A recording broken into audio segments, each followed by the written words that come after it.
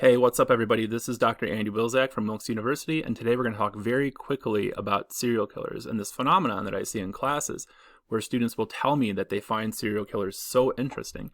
Now, these aren't just typical students. These are students who have dedicated their lives or want to dedicate their lives to being in law enforcement or helping their community in some other way, who nevertheless, when I say, like, can we talk about serial killers today, there might be this twinkle in their eyes, and I'm not really sure why.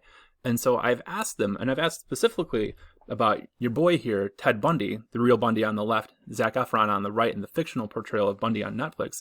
What is it about him that makes you want to talk about him more and more and more? What is it about him that has created this renaissance in documentaries and series about him? And they'll tell me things like, he's so charismatic, Bundy was so unpredictable, and that's why we want to hear more from him and more about him. Which is all well and good, I suppose. I mean, we are an entertainment-driven world, but I will ask them some of the questions that I want you to think about now here, because I think there might be some unfortunate consequences to this serial killer, not worship, but fascination that we have in our society. So what do you think the existence of this Zac Efron show does for the Ted Bundy legacy, right? There's enough of a problem as it is with people being able to get away with some types of violence.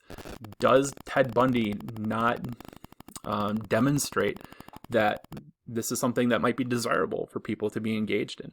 What does this show do for people who either survived Bundy or who knew one of his victims?